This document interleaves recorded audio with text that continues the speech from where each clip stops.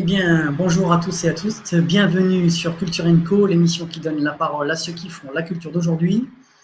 Elle est diffusée du lundi au vendredi à 14 heures en direct sur Facebook. Et vous retrouvez évidemment les émissions en streaming sur la chaîne YouTube Oracle Event, canal Culture Co. Ce mardi 26 mai, je reçois Jérém Rache, un humoriste qui nous vient de la région parisienne. Comme d'habitude, l'entretien sera en 3 parties. D'abord, ses débuts, son parcours et son métier.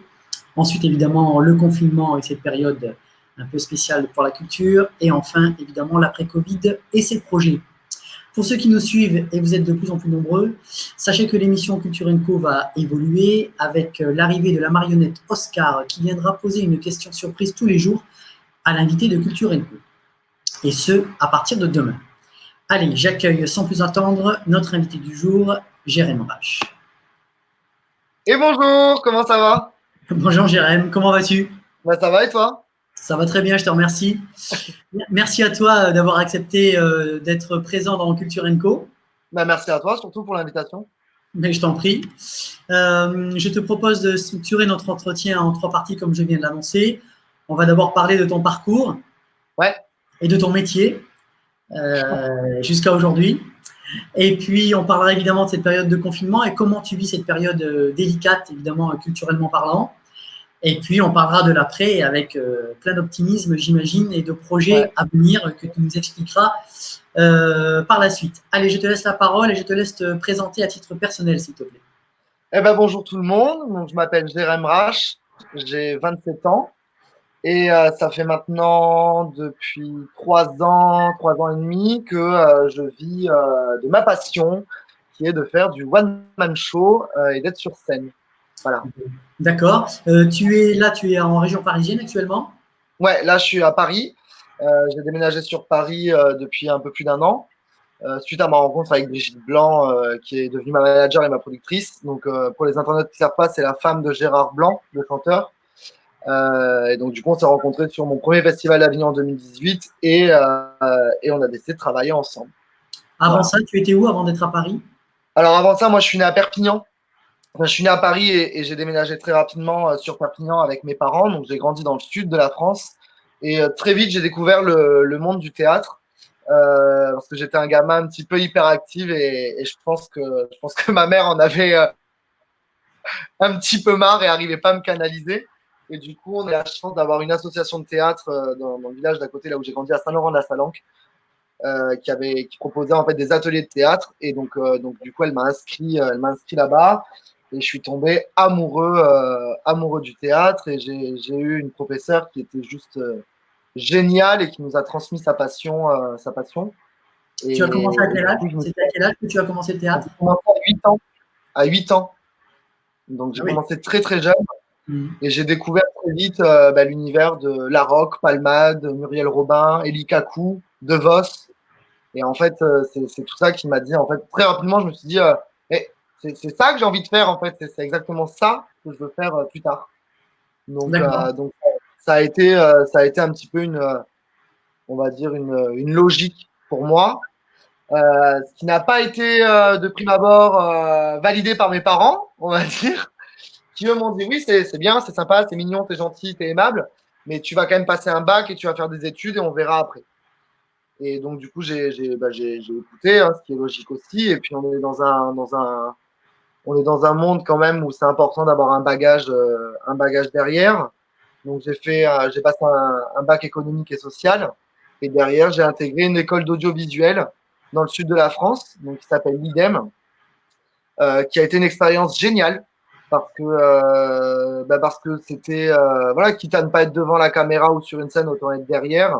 Et j'ai pu découvrir tous les corps de métier, de l'image et du son. Et ça a été une expérience formidable parce que je suis rentré dans l'école où on était la deuxième section à rentrer à l'intérieur de l'école. Donc c'était un petit peu l'école de la débrouille. Et ça a été le meilleur moyen d'apprendre en fait, d'apprendre les métiers de l'ombre, comme on les appelle. Et ça m'a ouvert des portes fantastiques puisque j'ai pu travailler pendant 7 mois avec Macam Productions, qui est une société audiovisuelle basée à Montreuil, à côté de Paris. Et donc, je suis devenu assistant de production et régisseur général pour du clip vidéo. Et j'ai travaillé avec Patrick Fiori, Patrick Bruel, Natacha Saint-Pierre, Ariel Dombal, Francis Cabrel. Enfin, c'était ouf, c'était impressionnant. Impressionnant. Donc ça, c'était tes premiers contacts, on va dire, avec le monde de la musique et de la culture. Ouais, ça a été mes premiers contacts réels et physiques avec le monde de la musique et de la culture. Et ça a été hyper intéressant parce que j'ai eu la chance d'avoir des patrons qui avaient essayé de vivre aussi du théâtre pendant des années. Et du coup, on se retrouvait vraiment sur des points communs. Et c'était des gens qui étaient d'une gentillesse extrême et qui nous ont formés au niveau du contact avec l'humain et avec l'artiste, avec les artistes, de façon simple et efficace, en fait. Et où ils nous ont dit, un artiste, c'est une personne normale et interdiction de s'extasier devant l'artiste. C'est pas ton pote non plus, mais en même temps, tu dois être courtois. Et en fait, très vite, ils nous ont fait confiance et très vite, j'ai géré en fait sur les tournages tout ce qui était un petit peu relation entre les équipes techniques et les équipes artistiques. Donc ça a été d'aller, c'est très con, mais d'aller. Toi, tu as été régisseur général, il me semble, donc tu connais ce métier-là. C'est t'as la voiture artiste, tu vas les chercher chez eux, tu les emmènes, tu passes du temps avec eux, tu fais attention à ce qu'ils veulent. S'ils veulent une bouteille d'eau à manger, machin de ça, et tu gères que les plannings soient respectés. Et ça a été fantastique. Ça a été une expérience qui était formidable, qui a duré 7 mois. Et je leur dis merci parce qu'au bout de 7 mois, en fait, ils m'ont proposé un CDI. Et en même temps, ils m'ont fait une promesse d'embauche et ils m'ont dit va-t'en et essaye de faire ton one-man show, essaye d'en vivre parce que si tu le fais pas, tu vas le regretter toute ta vie. Et moi, j'avais 22 ans, je venais de finir mes études. Mes parents j'ai eu la chance d'avoir des parents, Dieu merci, qui ont pu financer mes études, donc j'avais pas de crédit derrière moi ou quoi. Donc j'avais plus rien qui me retenait en fait à Paris et plus rien qui me retenait sur le désir de faire ce one man show. Et du coup, j'ai pris mes petites valises et je suis redescendu à Perpignan comme un grand. Et c'était assez drôle parce que je suis arrivé chez mes parents, ils m'ont dit ah, t'es en vacances? Non, pas du tout. J'ai refusé mon CDI et je vais écrire mon one man show. Voilà, vous m'avez dit pas sympa que fais des études. Voilà, c'est fait, je suis diplômé. J'ai tout plaqué et maintenant je le fais. Ils ont eu Donc, un peu de mal, j'avoue. Ils ont eu un peu de mal. ouais. Donc, tu commences à écrire. Est-ce que tu écrivais déjà avant? Tu avais déjà écrit des sketchs ou pas? Ou d'un seul coup, tu as dit, je vais écrire un spectacle, allez, il faut que je me lance. Alors, pas du tout. J'étais complètement taré parce que j'avais arrêté le théâtre. Euh, j'ai arrêté le théâtre pendant presque 4 ans. Et j'ai arrêté le théâtre, en fait, de mes 18 ans à mes 22 ans.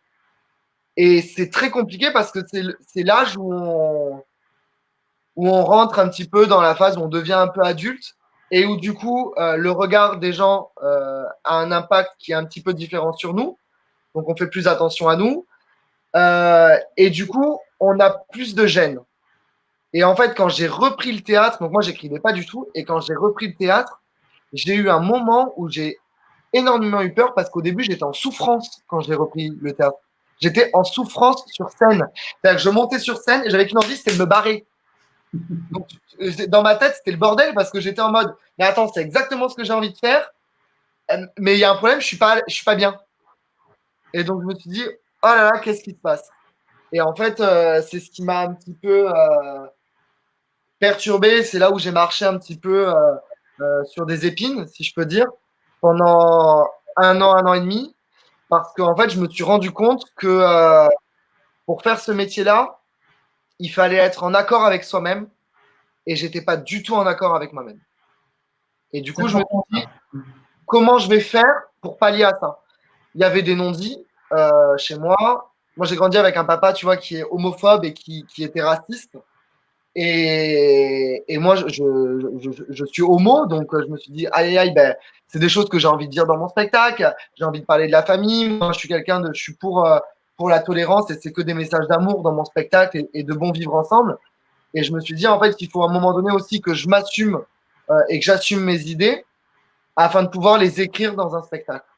Et du coup, il y a eu un gros travail à faire pendant un an et demi là-dessus pour que je puisse enfin me libérer un petit peu de tout ça. Alors, écrire son spectacle, alors j'ai compris le côté j'assume ce que je suis, ce que je veux être. Et dans l'écriture, alors comment tu te lances dans l'écriture? Comment tu structures ton histoire, ton spectacle? Comment tu écris tes sketchs? Parle-moi un peu l'aspect un peu technique des choses, histoire de savoir un peu comment ça se passe. Alors, l'aspect technique des choses, c'est qu'au début, donc, je rappelle en fait la personne avec qui j'ai commencé le théâtre. Donc, je la rappelle en disant voilà, voilà, je veux faire ce one-man show et je ne veux pas le faire avec quelqu'un d'autre qu'avec toi parce que tu me connais depuis que j'ai 8 ans et c'est avec toi que j'ai envie de monter ça. Donc, ça coûte du positif, on y va ensemble, c'est parti, on y va, il faut que tu écrives. Et moi, je suis bloqué, j'arrive pas à écrire. Il n'y a rien qui vient. Et en fait, je me retrouve à aller dans des bars de village, donc dans des PMU, et à passer des après-midi entières assis à une table avec un café, avec un stylo et un papier, pas de téléphone, pas d'ordinateur, rien pour pouvoir me penser à autre chose. Et j'attends. J'attends devant une feuille blanche. Et en fait, au fur et à mesure, c'est horrible, mais tu commences à écouter les conversations des gens qui sont à côté. Et en fait, j'ai fait ça pendant quelques mois. Et au fur et à mesure, je te dis, tiens, c'est rigolo parce que ça me fait penser à quelque chose que j'ai vécu. Ou tiens, c'est marrant, ça fait plusieurs fois que je l'entends dans la bouche de différentes personnes. Et moi, j'aimais énormément faire du personnage. Et en fait, ça a été comme une évidence de dire, bah, mon premier spectacle, je veux que ce soit uniquement du personnage. Et donc, j'ai pu, grâce aux personnes que je voyais un petit peu, créer tous ces personnages qui ont composé mon premier spectacle. Donc, c'est des personnages qui étaient propres à moi, puisque je me suis inspiré des personnages aussi que j'ai dans ma famille. Donc, une grand-mère, bah, une grand-mère bien catalane, tu vois, qui te parle comme ça et qui te critique tout le monde. On en connaît tous. J'ai ce côté très folle en moi. Bon, là, tu le vois pas forcément, mais sinon, j'ai ce côté, voilà. J'ai ce côté un petit peu, allez, on y va, tu vois. J'en ai créé aussi un personnage. On va dire excentrique. Voilà, qui est très excentrique, mais qui peut tout dire. Et donc, c'est devenu, dans le premier spectacle, c'était mon frère jumeau, puisque j'assumais pas encore l'homosexualité sur scène. Donc, j'ai fait passer ça comme un frère jumeau. J'avais bah, le tonton un peu bof, quoi. Toi qui te parles comme ça, qui va se gratter le bide, qui, bon, voilà, le tonton bof dans toute sa splendeur. Et au fur et à mesure, en fait, on est parti sur de l'écriture de personnages. Et c'est comme ça qu'est né le premier spectacle qui s'appelle One Man Show. D'accord. Combien de temps l'écriture? Oula, attends, ça a bugué. Combien de temps pour écrire le spectacle en entier? Combien de temps? Alors, ça a été en plusieurs étapes parce que il y a eu un an il y a eu un an à peu près où je savais pas trop où aller. Perpignan, on n'a pas énormément de scènes pour jouer et j'étais dans une, franchement, je dis en toute honnêteté, mais j'étais dans une phase qui était pas très cool. Où je me découvrais aussi, où je pense que j'avais besoin aussi, bah, comme tout le monde, de tester un petit peu mes limites. Et pendant un an, je me suis pas mis à 200% sur le spectacle. J'avoue que, bon, ben, comme toute personne qui se retrouve à 22 ans, en ayant beaucoup travaillé avant, avec un an de chômage, avec un an de droit au chômage, on va dire que j'ai profité de ma jeunesse, si je peux le dire. Donc, clairement, je passais mon temps à sortir et à me bourrer la gueule, hein, on va être franc. Et en fait, si tu veux, il y a un moment donné où je me suis retrouvé dans une situation où j'avais écrit uniquement bah, le personnage de la grand-mère et un petit sketch sur la déception amoureuse. Et j'avais que ça. Et je jouais qu'à Perpignan sur des petits comédie clubs comme ça, mais il n'y en avait pas énormément. Il y avait un comédie club une fois par mois. C'était très compliqué. Le public n'était pas forcément au rendez-vous parce qu'à un moment donné, bah, tu fais venir tes potes une fois, deux fois, trois fois. Mais bon, à un moment donné aussi, quand tu as Oui. deux sketchs à proposer, voilà. Et puis ton but à toi, c'est de jouer devant tes potes, c'est aussi de faire en sorte Voilà. que tu augmentes ta notoriété. Oui, voilà. Tu vois, c'est pas, voilà. Et en fait, au bout d'un an, je me suis retrouvé sans rien et j'ai entrepris un BTS immobilier en alternance. On va savoir pourquoi. Et en fait, c'est ce qui m'a sauvé la vie. Parce que de faire ce BTS, je me suis retrouvé, moi qui ai grandi dans un milieu artistique, bah, toi qui fais de la musique et tout ça, un des meilleurs amis de mes parents, c'était Pierre Aldegon, le fils de Jean Aldegon, grand jazzman, qui avait créé un festival jazz à Jouec. Donc, on a grandi quand même, j'ai grandi quand même entouré, tu vois, dans ce milieu artistique. Et en fait, de me retrouver dans une agence immobilière à faire du phoning toute la journée, Mais ça a été mais l'horreur. L'horreur. Et en fait, j'ai réellement fait, je pense, une dépression. C'est simple, je chialais tous les jours, tu vois, donc c'était pas possible. Et en fait, je suis allé voir un psy que je remercie parce qu'en fait, il m'a dit, mais en fait, vous vous prenez trop la tête et vous avez envie de faire ça, mais foncez. Personne n'a le droit de vous dire quoi faire. Arrêtez de vous poser 1000 questions et foncez là-dedans. Et j'ai commencé à caler des dates un petit peu ailleurs de Perpignan, donc à Montpellier, à Avignon, à Bordeaux, à Nîmes. Et en fait, ça a été le déclic parce que quand je suis remonté sur scène pour la première fois, après 6 mois et demi, avec mes sketchs à moi, euh, pour la première fois, je me suis senti à ma place. Et c'est là où je me suis dit, là, faut pas lâcher. Faut pas lâcher, je suis à ma place et je suis sûr de moi. Et en fait, j'ai eu beaucoup de chance parce que ma mère m'a énormément suivi. Parce que bah, du coup, comme j'avais pas encore quitté mon BTS, donc il fallait quelqu'un qui puisse m'emmener, qui puisse faire la route avec moi. Donc ma mère venait avec moi. Et on a découvert un petit peu ce milieu-là que je connaissais pas, qui est un milieu qui peut être compliqué, il faut pas se mentir aussi, qui est un milieu qui, euh, comment dire, c'est un milieu un peu spécial, le milieu de la scène, hein. Il y a beaucoup de concurrence, les gens sont pas forcément gentils. Et donc du coup, très rapidement, j'ai présenté ma mère comme ma manager parce que pour moi, c'était un moyen de me protéger. Dans le sens où, voilà, moi, je gère pas ce qui est l'argent. Moi, je fais mon taf de comédien, je monte sur scène et je joue. Tout ce qui est contrat, tout ce qui est argent à récupérer, il faut voir avec ma manager, il faut voir avec ma mère. Et donc, c'est ce qui m'a de suite, en fait, mis à un niveau, c'est horrible de dire ça, mais à un niveau peut-être un petit peu au-dessus, dans le sens où, les gars, moi, je m'occupe de l'artistique, je m'occupe pas d'autre chose. Et donc, très rapidement, en fait, mes parents m'ont laissé 6 mois, ils m'ont dit, ouais, tu as 6 mois pour nous prouver qu'on peut avoir un résultat. Donc, arrête ton BTS, fonce, pars jouer partout, dans tous les comédie clubs de France, où tu joues 10 minutes, où tu joues 10 minutes et où tu n'es pas payé, quand même. Donc, au niveau des frais investis, c'est immense. Parce que Mm. tu pars jouer loin de chez toi, donc tu te payes le transport, tu te payes la bouffe, tu te payes le logement. Tu viens jouer, selon les lieux, tu n'es pas très très bien accueilli. Et en plus de ça, tu n'es pas payé. Donc, j'ai eu la chance d'avoir mes parents qui ont financé. Et en fait, au bout de 6 mois, je me retrouve sur un festival à côté d'Avignon. Je me retrouve au festival de Morières. Je ne sais pas si tu connais. Le Morières de rire. Montréal-les-Avignon? Ouais, c'est ça. Ouais, je connais. Voilà. Donc, je me retrouve en 2017 sur le festival de Morières. On est 12 comédiens. Donc, on se connaît tous parce que c'est un petit monde. Donc, au final, on est tous du Sud. Donc, on joue entre potes. Et je me retrouve à gagner le prix du public. 6 mois pile poil après que mes parents m'aient dit, t'as 6 mois. Donc, bon, ma mère était super contente, mais en même temps, elle me dit, putain, t'es pas chier, toi, 6 mois pile et tu gagnes un prix. Bon, ben allez, on continue. Et en fait, ça s'est enchaîné très vite parce que du coup, sur ces 6 mois-là où j'ai joué un petit peu partout en France, Nantes, Paris, Bordeaux, Avignon, Marseille, La Ciotat, Lyon, Lille, Amiens, je suis vraiment allé partout. J'ai écrit le spectacle en fait, j'ai écrit tous les personnages. Et en octobre 2017, je fais la première du spectacle à Perpignan. On remplit la salle, donc je remplis une salle de 200 places. Ça se passe hyper bien. 3 jours après, je le joue chez Thierry au Clash Théâtre à Avignon. Et Thierry me dit, ça faisait quelques mois déjà que je venais jouer chez Thierry assez régulièrement pour tester les sketchs. Et Thierry me dit, après avoir vu le spectacle, il me dit, fonce, faut que tu fasses Avignon en 2018.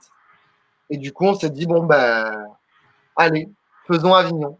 Alors, Signons pour Avignon. jusque-là, déjà, ce qui est bien dans ton parcours quand même, hein, c'est qu'on entend bien la phase où tu te cherches, où tu sais Ouais, pas où tu navigues, hein, pour être clair. Tu as envie, exactement. mais tu doutes. Voilà, il y a du Ouais, doute, hein, évidemment. Et puis après, grâce à l'aval des parents, je pense que c'est aussi important de le dire, qui te disent, voilà, tu as 6 mois, il faut que tu fasses tes preuves. Et puis ce Tour de France, on va appeler ça ce Tour de France, où tu vas jouer un ouais, peu partout. À la fois, tu te construis toi, j'imagine artistiquement, ça te permet d'écrire tes sketchs et ton ouais. spectacle. Et puis donc arrive Avignon.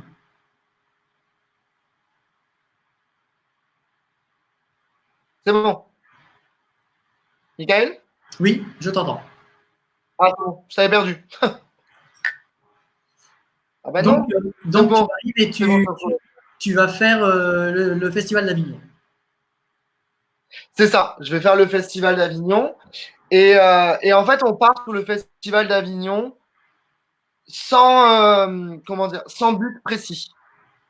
C'est-à-dire, on part à Avignon et si tu veux, moi, je suis très terre à terre et je vis au jour le jour. C'est-à-dire, je prends ce qu'il y a à apprendre, je m'amuse, je fais ce que j'aime. Le jour où ça doit s'arrêter, ça s'arrêtera. Voilà. Tu vois, je ne me prends pas la tête. Et en fait, quand on arrive à Avignon, on arrive dans cette optique-là. Mais on arrive dans cette optique-là sans avoir jamais mis un pied à Avignon pendant le festival, sans savoir comment ça se passe. Donc j'arrive l'année de la Coupe du Monde avec un créneau à 22 heures. Tu te doutes bien déjà le bordel. Et je fais toutes les erreurs du débutant. J'arrive tout seul, avec ma mère uniquement. J'ai des flyers, mais j'ai pas de descriptif au dos de mon flyer, de mon spectacle. Donc en fait, j'ai mon flyer où il n'y a que l'affiche.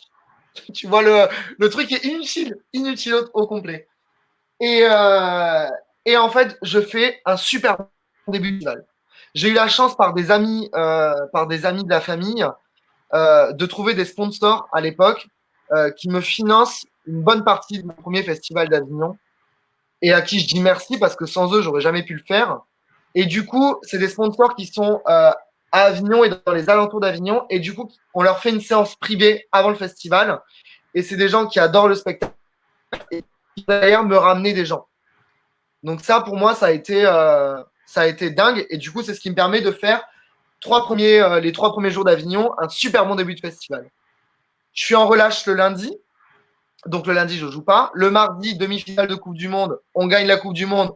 Donc autant te dire qu'à 22 heures, j'ai personne dans ma salle. C'est sûr. Et en fait, le mercredi, je me retrouve, j'ai personne dans ma salle non plus le mercredi. Et là, je me dis, attends, je comprends pas. Je fly 15 km par jour. J'arrête pas de la journée. Comment ça ne prend pas? Comment mon flyage ne fonctionne pas? Et en fait, je comprends à ce moment-là que les gens qui sont venus le week-end sont déjà repartis d'Avignon et que bouche à oreille ne se fait pas. Du coup, puisque les gens ne peuvent pas en parler, puisque les gens sont déjà repartis. Je comprends qu'il faut que je redouble d'efforts et que je trouve une autre manière de flyer. Et en fait, euh, moi, si je m'écoute, je me casse. Hein. Honnêtement, je suis au badi, je suis fatigué. C'est extrêmement compliqué à Avignon pour les gens qui ne connaissent pas. Il fait 40 degrés, on fait 15 km par jour. Pour jouer le soir, on ne sait jamais combien on va avoir de personnes dans nos salles. Ouais, c'est C'est important. épuisant physiquement et mentalement. Ouais, c'est bien que tu le dises parce que pour les gens qui partent faire le Festival d'Avignon en petite structure comme ça, Ouais, eh ben, il faut tout faire. Et l'aspect l'aspect très mal. promotion. Oui, est-ce que tu m'entends, Jérém? Je t'ai perdu, j'ai pas d'image, mais est-ce que tu m'entends? Je t'entends très très mal. Bon, moi j'ai même. Et ouais, et oui, Avignon, c'est compliqué parce qu'il y a la communication, comme tu disais, et il y a l'aspect artistique derrière, donc c'est épuisant. Et en fait, à ce moment-là, j'ai un partenariat avec un restaurant qui est sur la place des Corsins, qui est une place centrale d'Avignon, et avec le Molière, et qui ont mes débardeurs. Et en fait, le lendemain en fait, de ma journée où j'ai passé ma journée à chialer, je me dis, les gens veulent du happening, et ben je vais leur faire du happening. Et en fait, j'enfile mes talons aiguilles parce que je danse à cette époque-là en talons aiguilles sur le spectacle.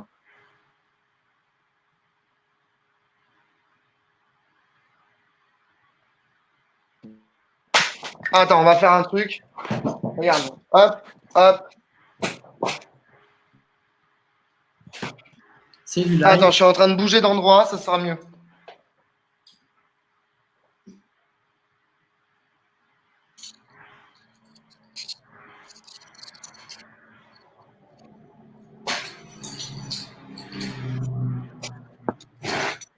Hop. Tu m'entends mieux? Ben, ça a l'air. Ça a l'air, voilà. J'ai changé d'appartement. Je suis allé chez Brigitte. Ce sera mieux. Ah, je suis en contrôle. Ouais, tu es à contre-voix, je te vois plus. Je t'entends bien. Mais... Ouais, c'est bon, tu me vois là. Non. Hop. Voilà, Bon on y arrive. C'est en direct. Allez, on y arrive. Ouais, et donc, Allez, c'est ça, c'est les aléas du direct. C'est ça. Et donc, du coup, en fait, je me rends compte que les gens ont besoin du happening et qu'il faut se faire voir. Et donc, en fait, putain, il y a les travaux à côté maintenant, on aura tout eu. Et en fait, je sors, donc je danse en talons aiguilles sur le spectacle, et je sors ces talons, et je commence à créer ce personnage-là. Donc, qui est un personnage d'un agent artistique complètement barré et qui cherche son artiste. Et donc, je me retrouve dans les rues d'Avignon à gueuler en disant ben, il est où, Jérém? Mais trouvez-le, il n'est pas là, il joue à 22h, pas possible. Et en fait, cette phrase, il est où, Jérém? Elle est restée dans la mémoire des gens parce que quand je me baladais dans la ville d'Avignon sans les talons, les gens me disaient bah alors, il est où, Jérém? Et donc, je me dis ah, c'est en train de prendre. Et en fait, très rapidement, effectivement, le jour même, on remplit la salle. Et de là, on a fait un super festival d'Avignon.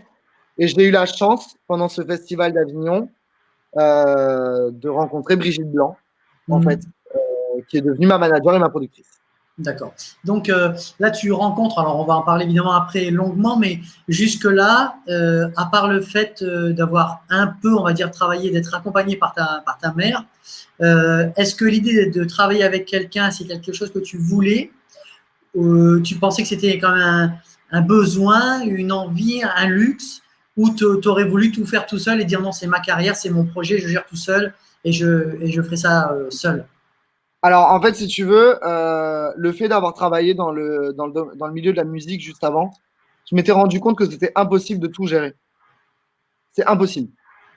Tu peux pas et gérer la com, et gérer la création de ton spectacle, et gérer la mise en scène, et gérer les contrats, et gérer le fait d'aller démarcher pour aller jouer. C'est impossible. Tout seul, c'est impossible. Je l'ai fait, hein. Je l'ai fait pendant 1 an et demi. C'est épuisant, c'est fatigant, c'est du stress, c'est du double stress, du triple stress parce que tu es tout le temps en attente d'être sûr que le contrat va être signé, d'être sûr que tu vas pouvoir aller jouer, de te trouver un logement, enfin, c'est une galère monstrueuse. Et donc très rapidement, je me rends compte que c'est pas possible en fait à un moment donné pour passer un certain cap de gérer tout seul. Mais je n'étais pas dans l'optique de rencontrer une boîte de production sur mon premier festival d'Avignon. D'accord. J'avais une boîte de production qui me suivait en fait dans le sud, qui s'appelle Abricot Communication, avec qui je continue quand même de travailler aujourd'hui. Et c'est vrai que bon ben voilà, j'avais la boîte de production. Après, tu vois, même mon producteur, donc Joël Solo, qui gère Abricot Communication, m'avait dit il faut que tu trouves quelqu'un, une boîte de production qui va vraiment te filer un coup de main. Parce que moi, je ne peux pas investir. Il y a énormément d'artistes. Et il me dit, je ne peux pas investir sur un artiste plutôt qu'un autre. Donc voilà, moi, je te file un coup de main pour les contrats, les cachets, les machins et tout ça. Mais je ne peux pas faire plus. Et en fait, quand je rencontre Brigitte sur le Festival d'Avignon, ça a été que des rencontres. Le Festival d'Avignon, il faut savoir que le but d'Avignon, c'est de se faire repérer, de se faire un réseau. C'est ça. Quand on n'est pas connu. Parce que c'est l'endroit où il y a tout le monde. Il y a tous les comédiens, il y a tous les producteurs, il y a tous les diffuseurs, il y a tous les attachés de presse, il y a tout le métier qui est là. C'est ça. Alors, c'est bien parce que c'est une belle vitrine pendant ce mois. C'est vrai que c'est pour ça que le festival a quand même une belle raison d'exister. C'est que, comme tu l'as dit, alors tout le métier, je ne sais pas, mais beaucoup de gens du métier y vont, en tout cas, parce que c'est un des rendez-vous incontournables annuels de la saison culturelle en France, hein, évidemment, ce festival, et même international. International. Pour toi, en tant qu'artiste, c'est quand même compliqué parce que tu l'as dit, tu fais tout toi-même. Donc, se taper 15 km de flyers, en plus, avec ton personnage, et le soir, il faut avoir l'énergie encore pour faire son spectacle. Bah, autant dire que voilà, c'est pas donné à tout le monde. Et en plus, c'est vrai que c'est l'endroit où tu peux évidemment créer ton réseau professionnel pour t'aider, on va dire, à évoluer dans ton projet. Et toi, en plus, en l'occurrence, il se trouve que tu as rencontré ton manager et productrice actuelle qui s'appelle Brigitte Blanc. Ouais, c'est ça. J'ai rencontré, tu vois, Elodie Pou aussi, qui venait de faire Montreux à l'époque. J'ai rencontré Elodie Pou parce qu'on me dit putain, mais ton spectacle, il coïncide avec le sien. Tu devrais l'appeler pour faire une première partie. Et je lui envoie un message au culot. Tu vois, en disant salut, on se connaît pas, je joue à Avignon mon spectacle, on m'a dit qu'on avait des univers qui correspondaient, est-ce qu'il y aurait moyen de faire une de tes premières parties? Et elle me répond, bah, tu viens dimanche à telle heure et tu viens faire la première partie. Là, tu as 5 minutes. Et en fait, derrière, elle a bien aimé ce que je faisais. Elle est venue voir mon spectacle. Elle m'a donné des conseils. Et après, j'ai fait par la suite, j'ai fait une dizaine de premières parties un petit peu partout en France avec elle. Donc, c'est que des rencontres, tu vois. Et en fait, quand j'ai rencontré Brigitte, je ne savais pas du tout qui je rencontrais, moi. Brigitte, on me l'a fait venir dans la salle en me disant elle gère une mairie. Donc, pour moi j'étais dans l'optique. Tu vois, moi, j'étais dans l'optique. Cool, si elle aime bien, elle achète mon spectacle, je me fais 1200 balles et voilà, c'est très bien, tu vois. Et en fait, pour les gens qui ne connaissent pas Brigitte, moi, Brigitte, je la définis comme ça. C'est un petit peu le caractère de Catherine Barma avec la voix de Chantal là-dessous. Tu vois. Et en fait, je me retrouve devant cette femme à la sortie du spectacle qui est avec sa top électronique, et d'ailleurs, c'est celle-ci. Et elle est là, elle vapote, elle me dit on peut aller boire un verre Oui, allons boire un verre si vous voulez. Et en fait, ça a été fantastique parce que pendant 2 heures, elle me parle pas du tout de mon spectacle, elle me parle de ma vie en me demandant. On a eu l'occasion de s'entretenir avec elle et dans Culture Co, elle a aussi raconté votre rencontre et elle a dit exactement la même chose.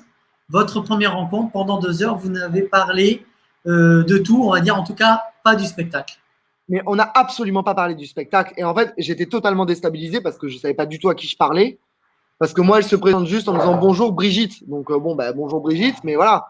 Et en fait, elle me parle de ma vie. Pourquoi je suis qu'avec ma mère, pourquoi je suis chauve, pourquoi j'ai des trous dans la barbe, pourquoi je n'ai qu'un sourcil, pourquoi il n'y a pas mon père, pourquoi je suis là, qu'est-ce que j'ai envie de dénoncer. Et en fait, au fur et à mesure, elle me dit ça doit être dans ton spectacle. Ça doit être dans ton spectacle. Ça aussi. Et en fait, à un moment donné, elle me dit bon, tu veux le retour de ton spectacle? Oui, quand même, ce serait fort sympathique. Et en fait, c'est là où je me prends une claque parce qu'elle me dit, c'est bien, tu vas le vendre pendant 1 an, 2 ans dans le sud parce que ça va fonctionner, ça va plaire. Elle me dit, mais sinon tu feras jamais de carrière parce que c'est de la merde. Elle me dit, il y a pas de fil rouge, il y a pas d'émotion, on n'apprend rien sur toi, il y a rien dans ton spectacle pour faire une carrière. Et en fait, ce retour-là, moi, je l'avais déjà eu par Elodie Pou. Je l'avais déjà eu par Michael Denis aussi, le personnage Denise. Je l'ai de nouveau par Brigitte. Et là, je me dis, si j'ai 3 personnes totalement différentes qui ne se connaissent pas, qui me font exactement le même retour, c'est qu'il faut rebosser. Et si tu veux, moi, j'ai jamais été fermé à un retour. Tant que le retour est constructif, je n'ai jamais été fermé. Le retour du public, c'est le meilleur. Quelqu'un qui sort de ton spectacle et qui va, par exemple, te dire c'est génial, merci, ça fait plaisir, ça flatte l'ego, ça fait du bien. Quelqu'un qui va sortir, qui va te dire c'est de la merde et qui va se barrer, t'as pas aimé, tu peux pas plaire à tout le monde. Par contre, quelqu'un qui va te dire ça, je n'ai pas aimé pour telle ou telle raison, ça, c'est intéressant parce qu'il y a peut-être des personnes qui n'ont pas aimé pour les mêmes raisons. Donc, c'est à retravailler. Et ton spectacle, de toute façon, il est en constante évolution, il est jamais terminé, ton spectacle. Tu le modifies toujours en fonction de l'actualité, en fonction de ce que tu vis, en fonction de comment tu évolues aussi. Et donc, si tu veux, je dis à Brigitte, mais ça m'intéresse énormément ce que vous me dites. Et c'est là où elle m'explique en fait qui elle est. Et où elle me dit, qu'elle a une boîte de musique et tout ça. Et elle se barre en me disant, de toute façon, on ne travaillera jamais ensemble, ça ne m'intéresse pas. Et je lui dis, vous ne devriez pas me dire ça parce qu'on finira par bosser ensemble. Et je dis, est-ce que je peux juste garder votre numéro parce que j'aime bien votre retour. Et comme ça, je pourrais vous envoyer, si vous êtes d'accord, la restructuration du spectacle et les évolutions du spectacle. Et elle me dit oui. C'est quand même bien parce que tu rencontres quelqu'un du métier qui accepte de prendre 2 heures ou 3 heures, je ne sais pas combien de temps avec toi pour discuter avec toi et in fine te faire un retour professionnel sur son regard à elle, alors qui reste subjectif parce que ça n'engage qu'elle, mais quand même elle prend le temps de te rencontrer, de parler avec toi et te dire, on va dire, les directions à travailler pour faire évoluer ton spectacle. Ouais, c'est ça. Et ça a été dingue parce que j'ai eu la chance réellement. Tu vois, par exemple, même Elodie Pou, elle a pris le temps, elle a pris 1 heure pour parler avec moi du spectacle après. Enfin, je veux dire, j'ai eu de la chance réellement de tomber sur des gens comme ça qui ont réellement pris le temps d'en savoir plus et de me driver, tu vois. Alors, et ça, pour un premier. Juste pour info, ton spectacle a combien de sketchs? Il dure combien de temps? Combien de personnages? En 2-3 mots. C'est un spectacle qui durait, c'était One Man Show, et c'était un spectacle qui durait 1h15. Ouais, j'avais 1h15 de spectacle et il y avait 1, 2, 3, 4. J'avais 4 personnages dedans. 4 personnages et après quelques parties un petit peu stand-up dans le spectacle. Donc, ok, cette rencontre, Festival d'Avignon. Ensuite. Voilà, cette rencontre, Festival d'Avignon. Ensuite, je rentre à Perpignan et c'est là où c'est un petit peu compliqué parce que je me retrouve avec une équipe qui, du coup, comment dire, c'est compliqué, tu sais, ce milieu-là, parce que c'est un métier où on donne énormément de notre personne et les gens avec qui on travaille, on crée des liens. Et souvent, on te dit, tu sais, dans un travail normal, tu vas pas copiner avec ton patron. Et dans ces milieux-là, ce qui est compliqué, c'est que on passe énormément de temps avec notre équipe, on part en tournée avec notre équipe, on dort avec notre équipe, on vit avec notre équipe, on se confie avec notre équipe. Et du coup, c'est compliqué parce qu'il y a des liens qui dépassent le lien du travail. Et en fait, quand je redescends après le Festival d'Avignon et que j'explique à mon équipe tous les retours que j'ai pu avoir et la marche que j'ai envie de suivre, parce qu'à un moment donné, tu vois, je me dis, ben, s'il faut modifier ça dans le spectacle, ben, je suis curieux de le faire. Ben, l'équipe n'est pas prête à me suivre. Et l'équipe me dit, ben, on modifie pas un spectacle qui fonctionne. Oui, le spectacle fonctionne. C'est dangereux d'y ramener un fil rouge, de casser la structure. C'est hyper dangereux à faire parce que bah, il peut fonctionner dans un sens, mais ne pas fonctionner dans l'autre sens. Mais je suis curieux de le faire pour voir où on peut aller avec ce spectacle. Et je me retrouve quasiment tout seul à le faire. Donc je le fais, je modifie, je le rejoue à côté de chez moi, ça fonctionne, j'envoie à Brigitte. Et en fait, à ce moment-là, j'ai quand même réussi à me faire du contact sur Avignon et j'ai 26 dates de tournée entre novembre et décembre, ce qui est énorme. Énorme. Et je pars jouer, du coup, donc je viens de finir le Festival d'Avignon fin juillet. Août-septembre, je remodifie tout le spectacle. Octobre, j'ai 26 dates avec le spectacle pré-modifié. Et en fait, je finis la tournée par 2 dates à Paris, au Théâtre du Marais et au Théâtre Beau-Saint-Martin. 2 dates sur lesquelles Brigitte vient. Et en fait, c'est entre ces 2 dates-là où Brigitte me dit. Donc, j'étais toujours en contact avec Brigitte. Hein, elle avait suivi quand même l'évolution du spectacle, mais on travaillait toujours pas ensemble. Et en fait, c'est à ce moment-là où Brigitte me dit entre les 2 dates, est-ce que tu refais Avignon? Donc je dis oui, j'ai signé exactement au même endroit. Elle me dit, tu peux pas retourner là-bas. Elle me dit, il faut que tu ailles ailleurs, dans un plus grand théâtre. Et je lui dis, mais j'ai un problème, c'est que d'une, j'ai pas les contacts pour aller dans un théâtre qui est plus grand et qui a un nom. Parce qu'Avignon, faut pas se mentir non plus, ceux qui ont accès quand même à des théâtres comme le Palace, le Paris, le Cinévox ou quoi, c'est quand même des gens qui ont déjà un nom ou qui ont les contacts suffisants pour être le copain d'un tel pour pouvoir aller dans ces théâtres-là. Et donc, je dis, j'ai pas les contacts et j'ai pas les sous. J'ai pas les sous. Avignon, il faut se rendre compte que c'est un budget pour 3 semaines de scène. Moi, mon premier festival d'Avignon, ça m'a coûté 15 000 euros. C'est ça. Tu vois, j'ai pas d'attaché de presse, je me sors pas forcément de cachet, j'ai pas de com. Enfin, tu vois, c'est déjà rien que le théâtre, le logement et la bouffe. Voilà. Et là, elle me parle du Cinévox à l'époque. Elle me dit, mais j'ai pas les sous en fait de foutre 13 000 euros dans un créneau, quoi. Tu vois, parce qu'après, quand tu as le logement, c'est pas possible, tu vois. C'est sûr. Et c'est là où elle me dit, bah écoute, je produis pour Avignon, mais je produis que pour Avignon. Ouais, ok, d'accord. Je dis, mais ça me gêne un peu parce que du coup, qu'est-ce qu'on fait? Il n'y a pas de contrat, il y a machin, tu vas me filer des thunes. Enfin, on va où? Tu vois, ok, bon, d'accord. Et en fait, elle me rappelle en janvier 2018-19, du coup. Et elle me dit, j'envoie pas de la merde à Avignon, donc tu montes à Paris, tu pars en résidence, 3 mois à Paris, avril, mai, juin, au Beau-Saint-Martin, avant d'aller à Avignon. Et voilà. Et je lui dis, mais c'est pareil, en fait, j'ai pas les moyens de payer le théâtre, j'ai pas les moyens de me loger, j'ai pas les comment je fais, tu vois? Et elle me dit, je t'ai pas demandé d'argent, je te demande juste de venir travailler. Et elle me dit, le logement, t'en as un juste en face de chez moi parce que j'ai un appartement qui se libère. Donc, ça va te coûter 600 balles par mois. Elle me dit, et après, le théâtre, c'est mon problème. Et donc, je me retrouve en fait à Paris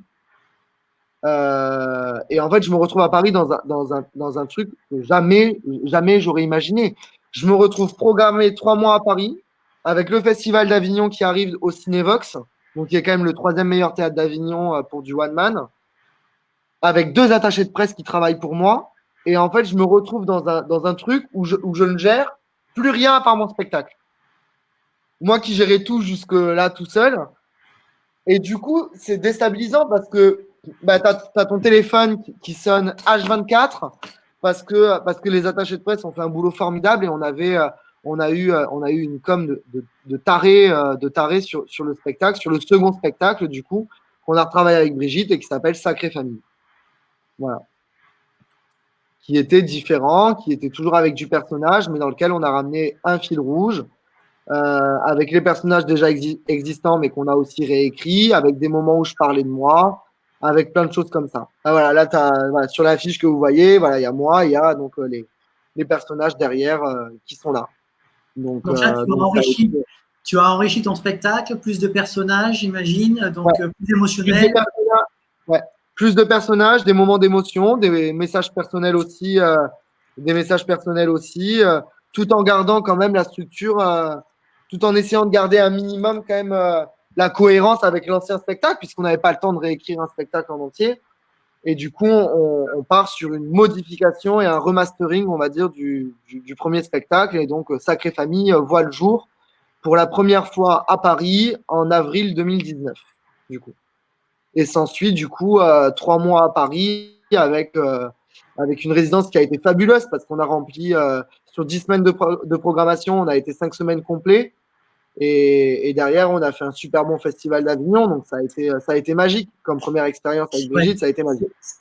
C'est important que tu parles du remplissage de façon transparente parce que on sait que remplir une salle de théâtre, c'est compliqué à Paris, que lorsqu'on voit les têtes d'affiche aller faire de la promotion, ils disent que ça marche bien, que c'est complet. C'est pas mais faut il y a beaucoup de spectacles à Paris tous les soirs. Il y a énormément de spectacles, il y a trop de spectacles. Et en plus de ça, j'ai envie de te dire, c'est là aussi où je me suis rendu compte quand j'ai vu ce que ça coûtait. Tout seul, tu peux pas, tu vois. Quand tu as une salle de spectacle qui te coûte 300 balles la soirée en location pour une jauge où il n'y a même pas 100 places, que toi, te faire ton cachet, ça te coûte quasiment 300 balles, ça veut dire que tu as déjà dépensé 600 balles. Ça veut dire que même si tu remplis avec ce que le théâtre récupère aussi, parce qu'il ne faut pas croire, tu payes 300 balles de location, mais le théâtre derrière, il récupère aussi une taxe sur les billets vendus. Donc, tu veux, même si tu remplis à Paris, tu ne gagnes pas d'argent. Parce qu'une fois que tu as payé la communication, les attachés de presse, tu es à perte. Donc, si tu veux, c'est là où tu te dis, sans production, je ne peux pas y aller. Et il faut savoir quand même, pour un producteur, faire du développement d'artistes. Le développement d'artistes, on pourrait penser que ça va très vite. C'est extrêmement compliqué, du développement d'artistes, pour qu'un artiste arrive vraiment à gagner sa vie et qui arrive vraiment à ce que la production aussi arrive à se rembourser. On parle quand même de 100-150 000 euros dépensés sur une table avant de gagner 1 euro. C'est ça, donc c'est voilà, bienvenue dans le monde de la production de spectacles et en l'occurrence d'un artiste qui fait du one man show. C'est ça. Oui, parce que là, on parle pour un artiste seul, hein, en plus. Hein, tu vois. Donc, c'est énormément de frais engagés et j'ai eu la chance de rencontrer Brigitte qui avait envie, qui elle sort quand même de l'écriture à la base, qui avait envie de se remettre dedans et qui m'a ouvert la porte et avec qui on a posé aussi nos conditions de travail et avec qui ça se passe hyper bien, tu vois. Donc, alors, je reviens aussi sur un aspect que tu as sous-entendu, mais sans le dire très clairement, c'est que c'est quand même une rencontre humaine avant tout. C'est-à-dire que tu ne peux pas travailler avec quelqu'un avec qui tu ne vas pas t'entendre. Et elle, c'est pareil, elle nous a dit la même chose. Hein. Évidemment que c'est l'envie de travailler ensemble. Ça a été une envie de travailler ensemble. On a énormément hésité. On n'a jamais cherché en fait réellement à. Il n'y en a aucun des deux qui a relancé l'autre pour travailler ensemble. On est resté en contact après le Festival d'Avignon pendant 7 mois, en contact très régulier. Et ça a été comme une évidence, en fait, à un moment donné, de se dire, OK, on y va, on avance ensemble. Et c'est une rencontre humaine avant tout. Et en fait, ce qui nous a poussé aussi, c'est que je pense que Brigitte a vu que j'étais un acharné de travail et que quand elle me demandait de modifier quelque chose parce que bon, faut savoir quand même avec une école d'audiovisuel, je fais quand même mes affiches et je fais quand même mes teasers et tout ça. Donc tu vois, quand elle me demandait une modification sur une affiche ou sur un teaser, dans l'heure, elle avait la modification. Quand elle me demandait une modification au niveau du texte, dans les 2 heures qui suivaient, elle avait la modification par mail.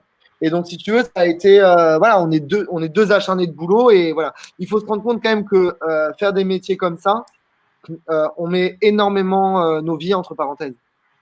Oui, et Moi, ça fait puis moi je suis content de t'entendre dire que, enfin elle me l'avait dit aussi, mais voilà, je le savais te concernant, c'est que tu es un bosseur. Et que elle, ce qu'elle voulait, c'est travailler avec des gens qui bossent. Parce que c'est déjà non, assez mais difficile dans ce métier pour réussir. Et donc, il faut décupler l'énergie nécessaire pour arriver à vivre de cette activité. Et plus que j'ai la parole, je profite quand même pour te dire qu'on a un bonjour de Miguel d'Argenteuil qui nous vient de Belgique. ah, Miguel. On a Charlène de Bricon qui nous fait un petit coucou. On a André Alvarez d'Espagne qui nous fait un petit coucou aussi. Je vois que ton public est international, Jérém. Ouais, j'ai du monde un peu partout. Donc, c'est assez cool. C'est assez cool. Bon, ok, donc cette Miguel. collaboration avec Brigitte se passe bien, on l'a compris. Ouais. Et puis arrive ce confinement. Alors, arrive ce confinement. Alors, avant le confinement, il faut savoir qu'avec Brigitte, on a eu quelques soucis avec le spectacle Sacré Famille, dans le sens où c'est un spectacle qui fonctionne, qui plaît, mais qui aujourd'hui, on est tellement nombreux dans le milieu du spectacle que c'est un spectacle qui, comment dire, qui est monté un petit peu comme une pièce de théâtre, si tu veux. Et donc, du coup, on s'est dit avec Brigitte, ça va être compliqué sans réseau, sans un réseau nécessaire, de le vendre.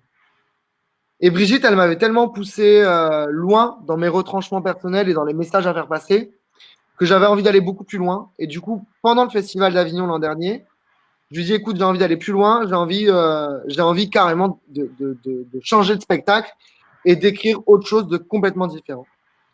Et en fait, je me suis dit c'est compliqué parce qu'il y a énormément d'argent qui a été investi par Brigitte pour un spectacle. Je lui demande d'arrêter de le faire tourner et qu'on parte sur autre chose. Donc je me suis dit Jérém, t'es complètement taré, où tu vas? Et en fait, comme la première fois où je l'ai rencontrée, elle avait sa vapote et elle me dit eh ben voilà, on va enfin pouvoir commencer à bosser. Allons-y. Et du coup, on a écrit donc ce nouveau spectacle qui s'appelle Pourquoi pas. Voilà, où je joue sur le dédoublement de personnalité, justement, entre le Jérém que tu vois là, très sérieux, très calme, taureau, borné, têtu, et voilà. Et ce côté très folasse où, bon, allez, on y va. On y va et on s'embête pas, et puis on fait les choses et voilà, on avance. Donc, on a joué là-dessus, voilà, sur ces deux personnalités-là. Et du coup, à la base, ce spectacle-là était censé sortir à Paris en décembre. Sauf que, au vu des grèves, on s'est dit, oula, ça pue la merde, on va pas remplir, donc on va décaler la résidence à mai et juin. Et on partira en tournée en avril. Chouette idée, coronavirus. Donc je pense que ce spectacle ne verra jamais le jour si ça continue. Le spectacle est maudit. Il est monté, ça y est, tu l'as écrit, c'est fini. Ouais, il est monté, mais en fait, tu vois, au final, confinement, bon, on a eu la chance quand même de pouvoir le tester hein, en partie. J'ai fait en novembre, on a fait notre premier concours avec Brie, notre premier concours d'humoriste, qu'on a remporté avec l'ouverture du nouveau spectacle. Donc au top, hein, j'ai été élu. C'était quoi le titre Jeune talent de l'humour 2019. Par qui? Par la ville de Gagny.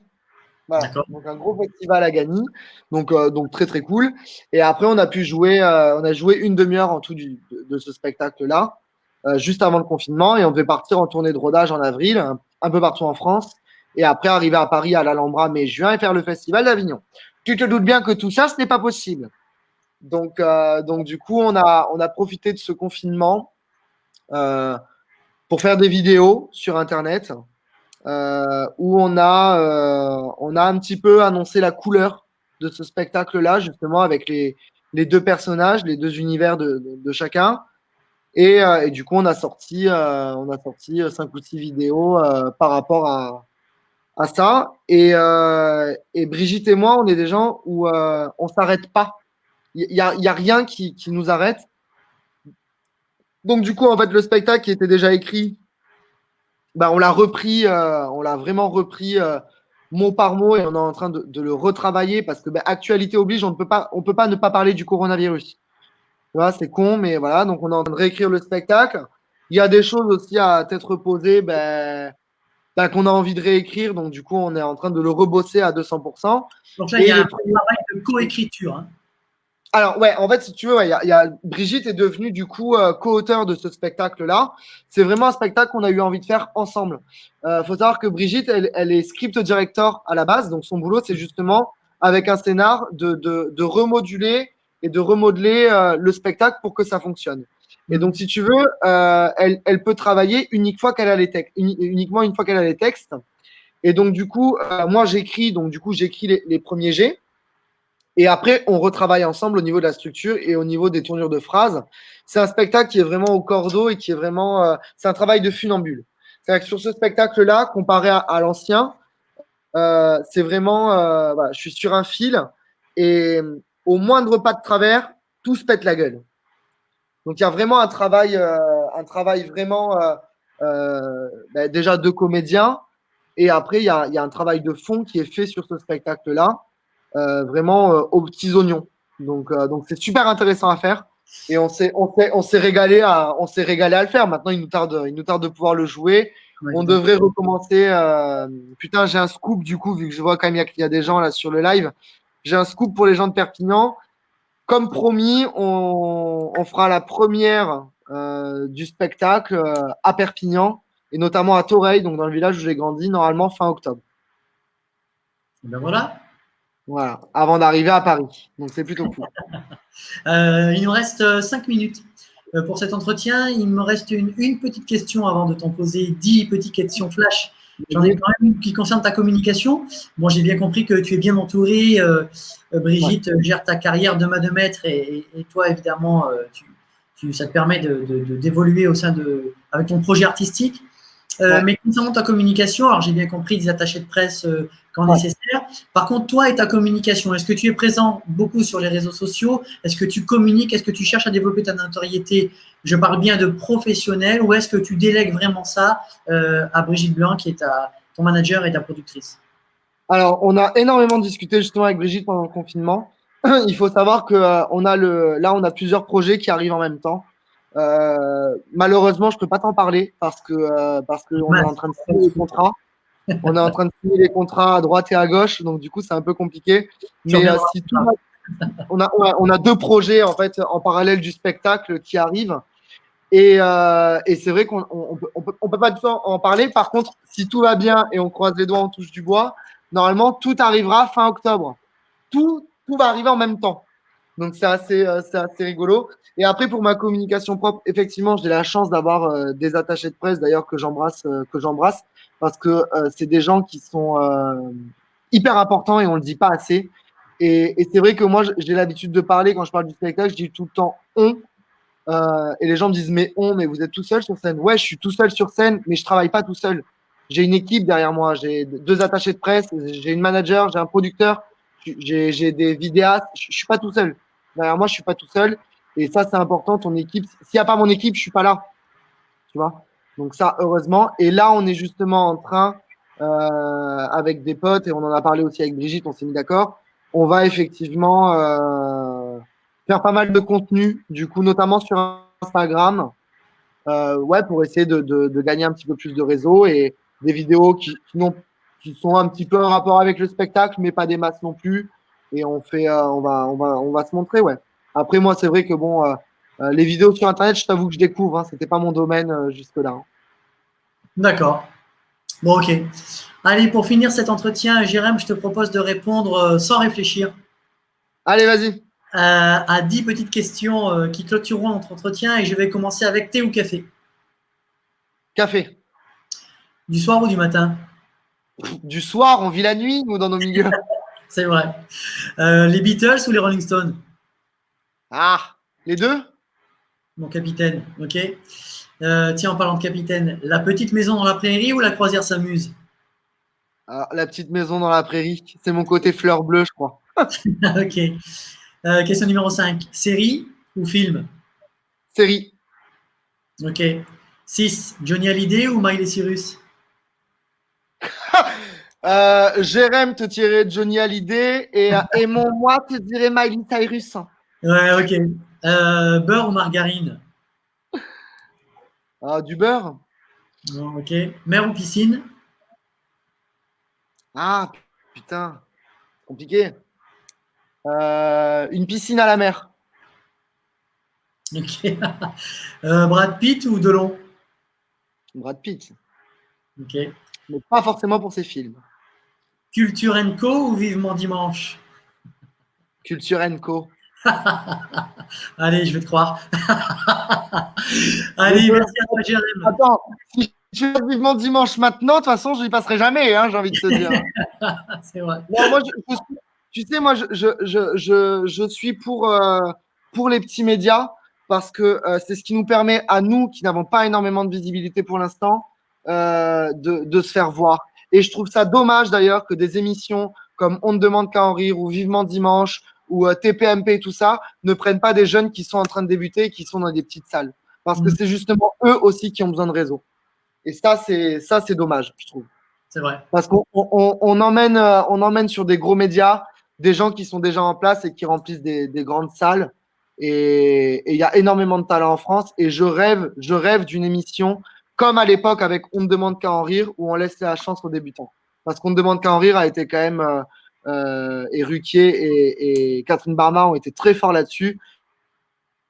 Ça a été une des seules émissions qui a permis justement de faire découvrir énormément d'artistes qui aujourd'hui sont extrêmement connus comme Jérémy Ferrari, Kev Adams, Nicole Ferroni, Constance, les jumeaux, Artus. Voilà. Tout cela, ils sont passés par On ne demande qu'à en rire et c'est bien dommage que cette émission elle se soit arrêtée. Si en parlant d'humoriste, nous devrions nous entretenir, nous, avec Anthony Joubert, qui devrait être Ah, parmi génial. nous ouais, dans quelques jours. Merci à Excellent. toi, Jérém, d'avoir participé à Culture Co. Eh J'étais ben, content merci à de te toi pour rencontrer. l'invitation. J'étais content de Moi te aussi. rencontrer après avoir entendu parler de toi avec Brigitte Blanc, avec qui on s'était entretenu il y a quelques jours. Pour ceux qui nous suivent, je peux leur annoncer que demain, nous aurons Stéphane Riva, qui est le directeur de la Manufacture Chanson à Paris, qui est une école de chanson, qui est donc à Paris. Jeudi, nous aurons une structure événementielle qui s'appelle LOL Événement, qui sera avec nous. Et nous finirons la semaine avec Karine Liachenko, qui est une chanteuse et actrice, toujours en région parisienne. Merci à toi, Jérém. J'espère à très bientôt et je te souhaite une Ouais. bonne continuation. Au plaisir de te voir dans le sud Ou à Paris. ou à Paris. Avec grand plaisir. À Je te bientôt. fais un bisou. Merci beaucoup. Merci à toi. Bye. Ciao. Merci à toi.